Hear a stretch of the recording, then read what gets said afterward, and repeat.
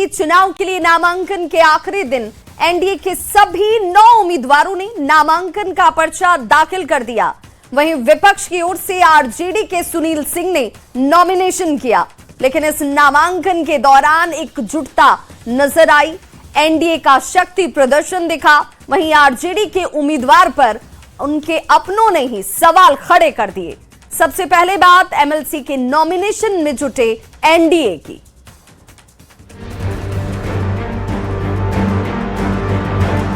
बिहार विधानसभा का मुख्य गेट पर खड़े होकर विक्ट्री साइन दिखाते एनडीए के नेता। तस्वीरें विधान परिषद चुनाव के लिए नॉमिनेशन के बाद की। पार्टी ने जो मुझ पर विश्वास किया है, भरोसा किया है, उसके लिए धन्यवाद। एमएलसी चुनाव के लिए नामांकन के आखिरी दिन एनडीए के सभी 9 उम्मीदवारों ने नामांकन का पर्चा दाखिल कर मजबूत और एकजुट एनडीए का संदेश दिया। बीजेपी से भोजपुरी फिल्मों के पावर स्टार पवन सिंह, संजय मयूख, अनिल कुमार ठाकुर और शीला पंडित ने नामांकन किया, तो दूसरी तरफ जेडीयू से नीतीश कुमार के बेटे और बिहार के स्वास्थ्य मंत्री निशांत कुमार, भारती मेहता, शिवरानी देवी प्रजापति और ललन प्रसाद ने पर्चा दाखिल किया। जबकि चिराग पासवान की लोक जनशक्ति पार्टी रामविलास से अशरफ अंसारी ने नामांकन दाखिल किया। नॉमिनेशन के दौरान एनडीए के सभी दलों के दिग्गज नेताओं का महाजुटान रहा।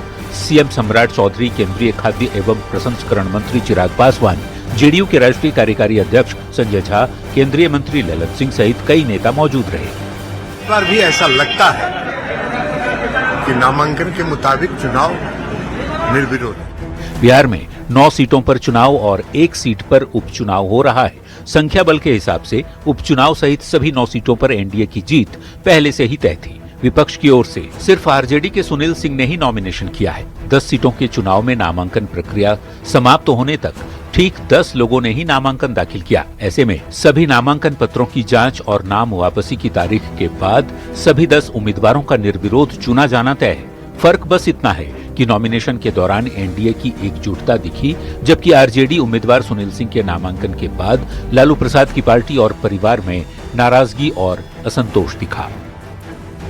न्यूज 18 के लिए पटना से शैलेंद्र कुमार, अमित कुमार और विनीता मिश्रा के साथ ब्यूरो रिपोर्ट। तो एक तरफ विधान परिषद में नॉमिनेशन के दौरान एनडीए की एकजुटता नजर आई, तो दूसरी ओर महागठबंधन के उम्मीदवार के तौर पर आरजेडी के सुनील सिंह के नॉमिनेशन के बाद लालू परिवार की पार्टी और परिवार में विरोध और बगावत के सुर साफ सुनाई दिए।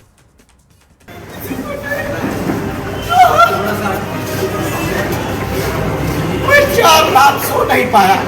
मैं आज राष्ट्रीय जनता दल के SC/ST प्रकोष्ठ के राष्ट्रीय अध्यक्ष से मैं आज इस्तीफा दे रहा हूं। आंखों में आंसू और भर्राए गले से अपनी बात रखते ये हैं पूर्व मंत्री और आरजेडी के नेता शिवचंद्र राम। इस प्रेस कॉन्फ्रेंस के पहले तक शिवचंद्र राम राष्ट्रीय जनता दल के SC/ST प्रकोष्ठ के अध्यक्ष भी थे, लेकिन अब उन्होंने आरजेडी के सभी पदों से इस्तीफा दे दिया है। और मैं आज राष्ट्रीय जनता दल के SC/ST प्रकोष्ठ के राष्ट्रीय अध्यक्ष से मैं आज इस्तीफा दे रहा हूं।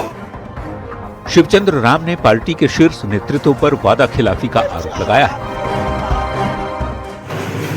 कि हमारे साथ वादा खिलाफी की गई। सुनील सिंह को आरजेडी से एमएलसी उम्मीदवार बनाए जाने से लालू प्रसाद की पार्टी और परिवार दोनों में बगावत के सुर उठने लगे हैं। शिवचंद्र राम के इस्तीफा देने से पहले ही पिता लालू प्रसाद को किडनी डोनेट करने वाली उनकी बेटी रोहिणी आचार्य ने सोशल मीडिया पर पोस्ट लिखकर नाराजगी जता चुकी है। गुटबाजी, भीतरघात, विश्वासघात, मक्कारी जिसकी फितरत, विरोधियों से जिसकी मिली भगत, नजदीकियों की बात बताकर उगाही, वसूली करना जिसका धंधा, जो अपनी झूठी धौंस जताने के लिए पार्टी कार्यालय में पार्टी के कार्यकर्ताओं, पदाधिकारियों को सामने बिठाकर बहन बेटियों के बारे में ओछी अमर्यादित बातें करता है, उसको कैसे उसके ही द्वारा उम्मीदवार बना दिया गया, जिसे सामाजिक न्याय की लड़ाई को आगे ले जाने पार्टी की बेहतरी की जिम्मेदारी लालू जी ने सौंपी। समर्पित, निष्ठावान कार्यकर्ताओं, नेताओं का टोंटा पड़ गया क्या? ऐसे ही लोगों की वजह से वर्षों से मजबूती के साथ खड़े कार्यकर्ताओं, समर्थकों में विक्षोभ, असंतोष भी है और ऐसे ही लोगों की वजह से हुआ नुकसान भी दिख ही चुका है बीते वर्ष के नवंबर के महीने में। हालांकि सुनील सिंह ये कहकर बचने की कोशिश करते दिखे कि वो रोहिणी आचार्य की बहुत इज्जत करते हैं, वो पार्टी की नेता हैं और उनका सम्मान है। उनके प्रति मेरा पूरा सम्मान है, रोहिणी जी के प्रति मेरा पूरा सम्मान है। अब सुनील सिंह भले ही रोहिणी की नाराजगी पर गोलमोल जवाब देकर बचने की कोशिश करें, विरोधियों को तो निशाना साधने का मौका मिल ही गया है। इससे स्पष्ट है कि आरजेडी में समर्पित कार्यकर्ताओं की उपेक्षा हो रही है। अब भूलकर तेजस्वी यादव जी सामाजिक न्याय का धज्जिया उड़ाते हुए लुटेरा और जो पैसे के बल पे टिकट ले लिया। हालांकि कांग्रेस इसे आरजेडी का आंतरिक मामला बता रही है। और यादव जी के परिवार के आंतरिक मामलों से हमारा कोई लेना देना नहीं है। सवाल है कि सरकार को घेरने की तैयारी में जुटा आरजेडी खुद अपने घर की लड़ाई से कब तक जूझता रहेगा। न्यूज़ 18 के लिए पटना से रवि नारायण, अमित कुमार और धर्मेंद्र कुमार के साथ।